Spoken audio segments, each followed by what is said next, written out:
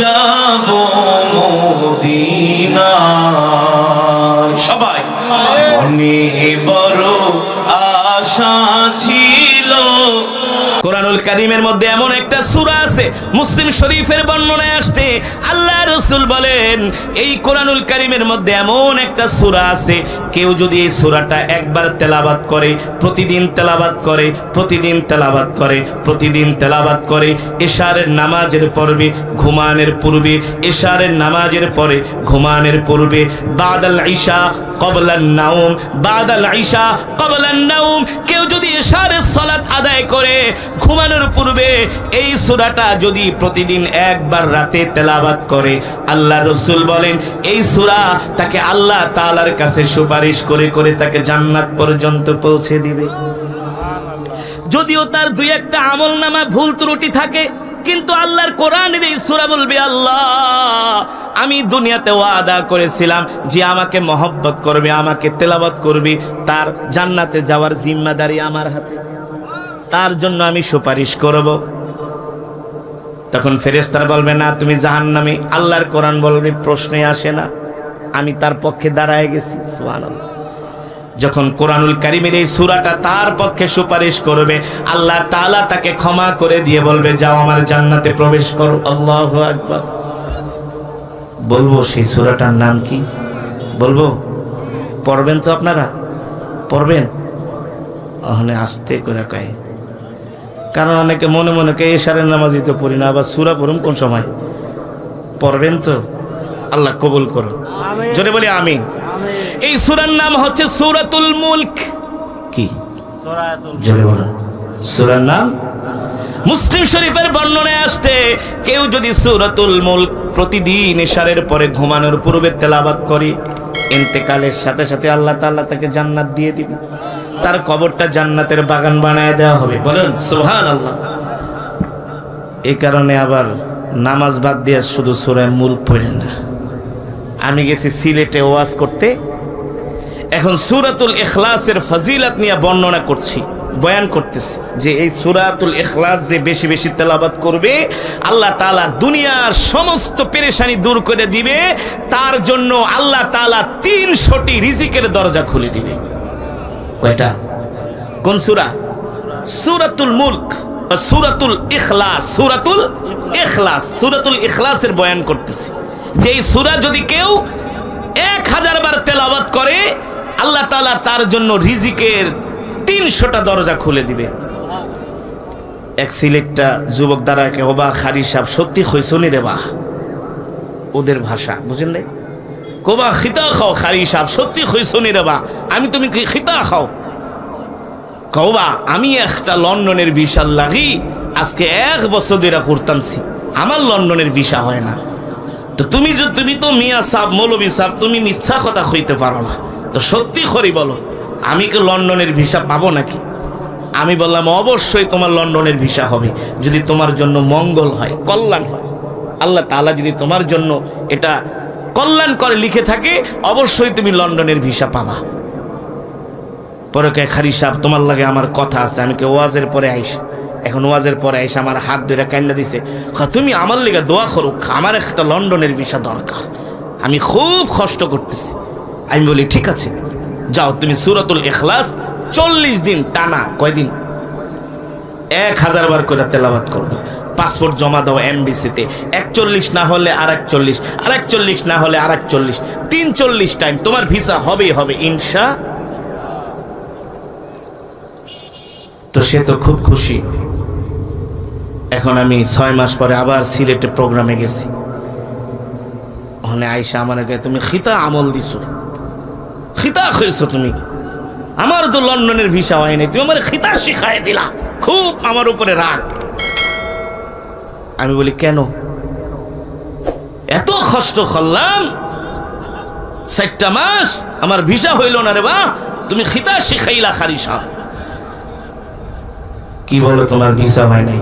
আমার তো কত মনের আশা পূরণ হয়েছে সূরাতুল ইখলাসের আমল কইরা, তুমি সঠিকভাবে পড়ছো কিনা? একটা কথা কইলা খালি সাহেব, এই যে দেখো সূরাতুল ইখলাস পড়ানোর জন্য আমি তসবিহ কিনছি। কি কিনছি? কি কিনছি? তসবিহ। আমার পকেটে দিয়ে 2টা তসবি। তসবি কিনছি। আমি বলি তোমার তসবির দানা 100 না 30টা? তসবি 2টা আছে পকেটে, একটা 30 একটা 100। আমি কোনটা দিয়ে পড়ছো? 100টা দিয়ে পড়ছি দৈনিক রাত্রে 1000 বার। পাশের থেকে তার চাস্তো ভাই টাকায়, হুজুর তানে ঠিকই হয়েছে, সূরাতুল ইখলাস 1000 বার ঠিকই তানে পড়ছে, কিন্তু নামাজ একটাও পড়ে নাই। নামাজ নামাজ কথা কানে কেন? বাংলাদেশের মুসলমান এখন ওয়াজ শুনতে খুব মজা, দেখে কোন বক্তা আইব, কেমনে টান মারে, কেমনে সুদ দেয়, হাসায় না কান্দায়, ওয়াজ শুনতে রাজি, মাগার নামাজ পড়তে রাজি না। ঠিক কিনা বলুন?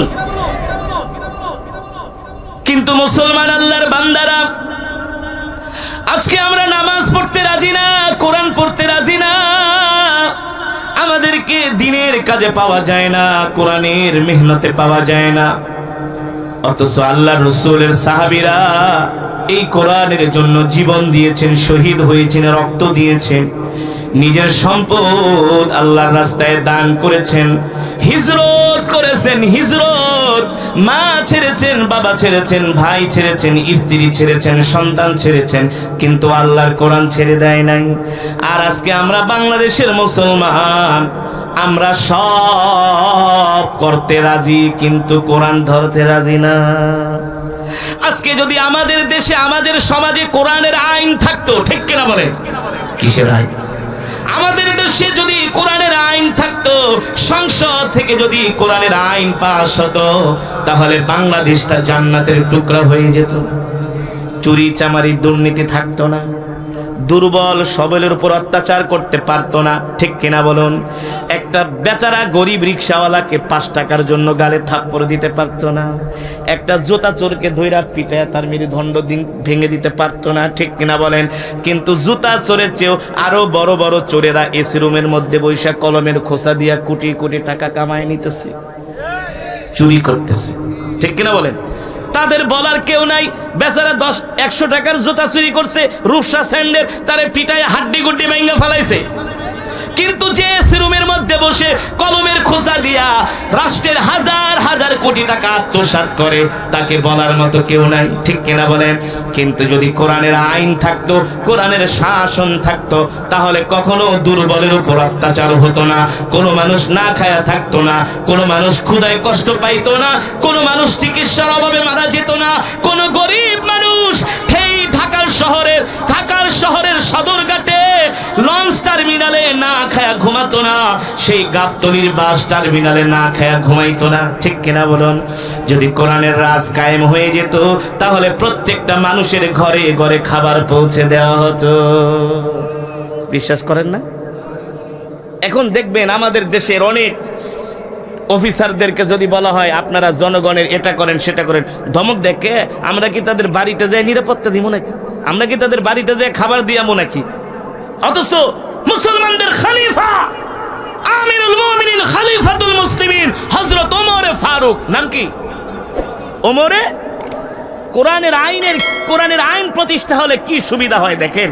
এই যে বর্তমানে পৃথিবীর একটা মাত্র রাষ্ট্র যাদেরকে নিয়ে আমরা অহংকার করি, গর্ব করি, নাম কি? আমেরিকা, হ্যাঁ? আফগানিস্তান, আমরা আফগানের মোল্লাদেরকে নিয়ে গর্ব করি, ঠিক কিনা বলেন? ওই দিন দেখলাম আফগান সেনাবাহিনীর একজন জেনারেল, মেজর জেনারেল, তিনি আটার বস্তা মাথায় করে মানুষের ঘরে ঘরে পৌঁছে দিচ্ছে। মাথায় আটার বস্তা আর হাতে এলো তেলের কন্টেনার, মানুষের ঘরে ঘরে পৌঁছে দিচ্ছেন খাবার। আপনি বাংলাদেশে এখান থেকে যদি আপনি ঢাকা যান, 500 টাকার একটা নোট যদি উপরের পকেটে নেন, নিয়ে যদি সাতক্ষীরা থেকে বাসে ওঠেন, গুলিস্তানে নামার পরে দেখবেন আপনার 500 টাকার নোট নাই। কথা বলে কপাল ভালো হইলে পকেট কেইটাও লইয়া যেতে পারে, কপাল ভালো হইলে আবার সেই রাস্তায় গাড়ি আটকায় ডাকাতিও করতে পারে। আপনারা কোন হুজুর এটা আবার কি কোন পড়েন নাই? তো আমরা পড়ছি 4 বার। কয়বার? ওয়াজ করে যাইতেছি, ডাকাত রাস্তার ভিতরে ধরে একটা, হুজুর আসসালামু আলাইকুম, হুজুর আপনার খুব ভক্ত আমরা, আপনার খুব ওয়াজ শুনি, তো হুজুর কিছু মনে করেন না, যা পাইছেন দিয়া যান। কে হুজুর অন্য অন্য মানুষের টাকা ডাকাতি করে অগো টাকার ভিতরে ভেজাল আছে, আপনাকে টাকায় কোনো ভেজাল নাই, একেবারে হালাল। কি হালাল? বিশ্বাস করেন ডাকাইতি যে সর্দার, সে আবার আমারে খুব সম্মান করতেছে। হুজুর এই হুজুরে একটু যে গাড়িতে বাড়ি মারছে রড দিয়া, তো গ্লাস ভাঙ্গা ঠেঙ্গা সিটের উপরে পড়ছে, এই হুজুরে বসলে হুজুরের পা ঠাকাইটা যাব, এটা পরিষ্কার কর হুজুরে আরাম করে বসতে দে। প্রায় 1.5 লক্ষ টাকার উপরে নিয়ে গেছে। বললাম ভাই 40,000 টাকা দেন, আগামীকাল মাদ্রাসায় ছাত্রদের চাউল কিনতে হইব। কয় হুজুর ডাকাতির ইতিহাসে এই পর্যন্ত কাউরে 2 টাকা দেই নাই, তো আপনারা 2,000 টাকা দিলাম তেল আর গ্যাস কেনার লেগে, নাস্তা খাওয়ার লেগে। কয় দোয়া করেন, আপনারা তো প্রতিদিন কামান। আমাকে ভাই আমারে কিন্তু এই পর্যন্ত 4 বার ধরছে। কয়বার? বাস্তব নাকি অবাস্তব? আফগানিস্তানে আপনি 1 কোটি টাকা নিয়েও যদি রাত্রবেলা বের হন, কোনো ডাকাইত তো দূরের কথা, কোনো শয়তানও আপনার দিকে ফিরে তাকাবে না।